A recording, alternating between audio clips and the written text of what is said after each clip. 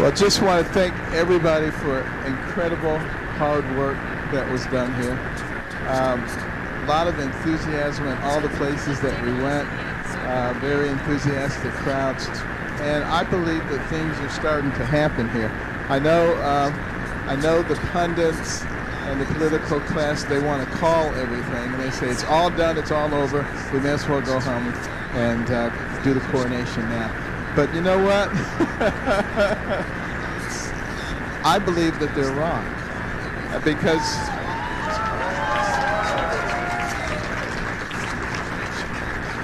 the interesting thing about my life is I've had so many situations where people have said, this is impossible, it can't be done. So unless I hear those words, I don't even get excited. So now that they're starting to say those things, this is good, okay? Because what will eventually happen, and I don't think we're too far away from it, is that the people, we the people, will actually want to hear real solutions. And you know, they'll hear them, but also we've taken care of that problem because we have the solutions on bencarson.com. So they can go and actually see them. We will continue to talk about them, but that's an uphill battle, of course, because the media tries to black you out. But, you know, we will find a way through the people and their ability to communicate with each other. You know, it's just like in the pre-revolutionary days. The patriots were very concerned about the tyranny of George III.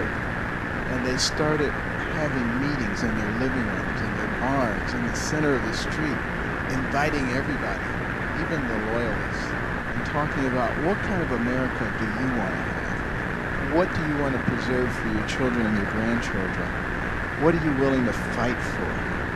What are you willing to die for? And they were able to strengthen and encourage each other against odds that everyone would have said was impossible.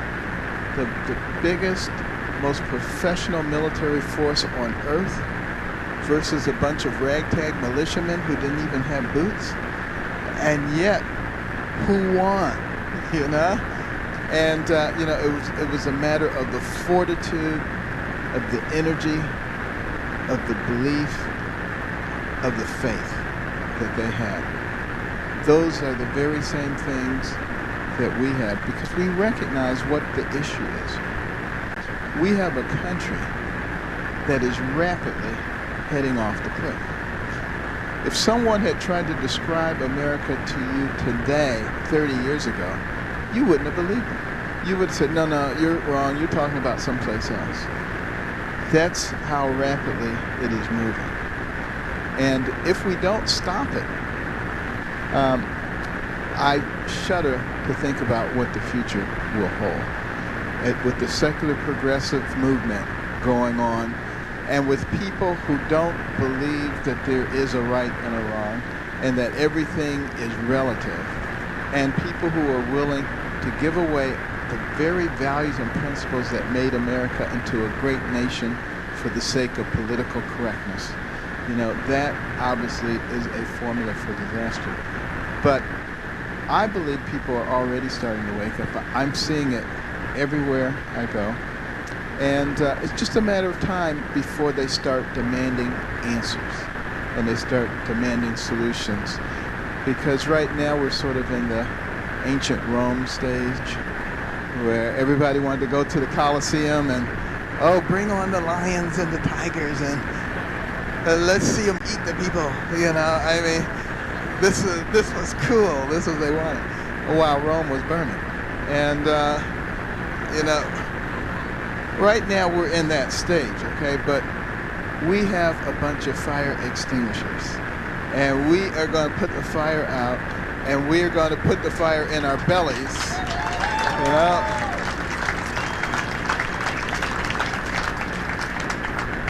And by the grace of God.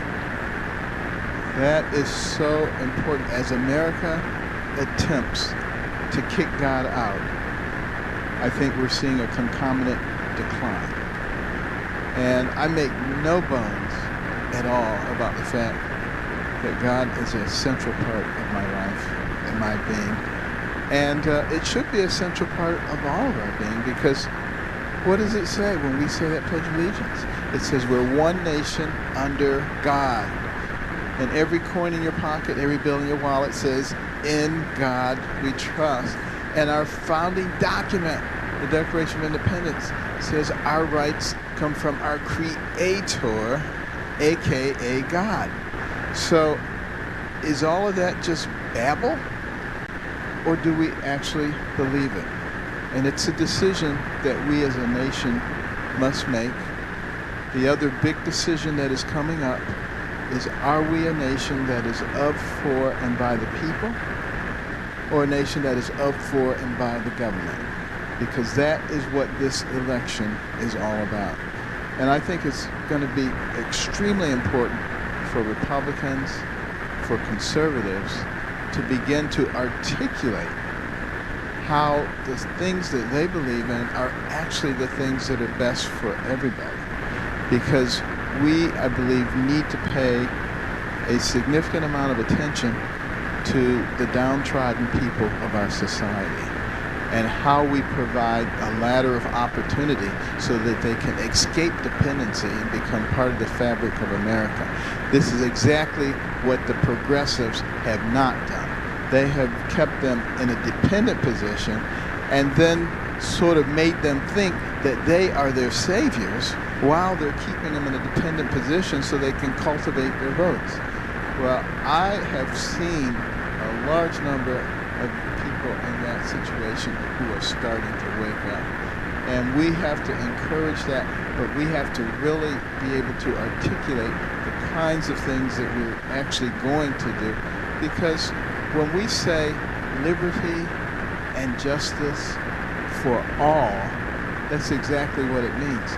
But we also need to recognize that the fewer people that we have to pull, the higher quality of life we all have. So we need to develop every single one of our people, because everyone we can keep from going on that path of self-destruction.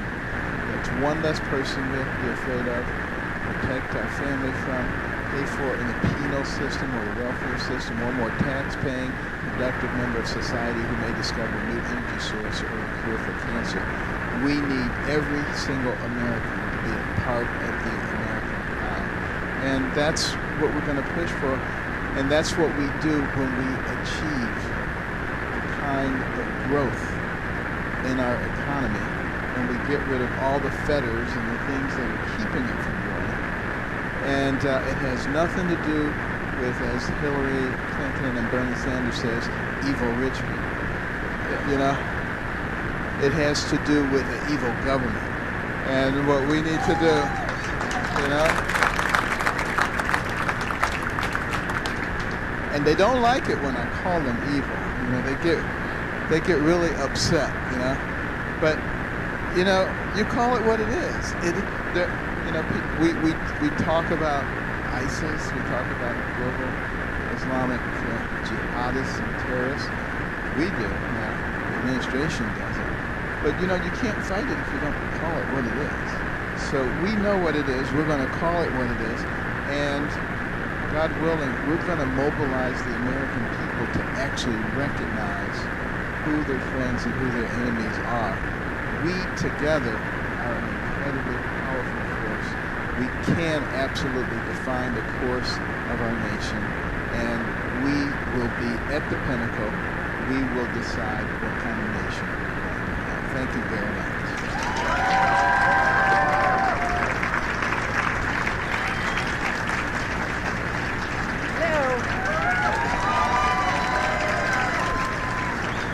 I'd like to introduce myself. I'm Candy Carson, and I approve this message.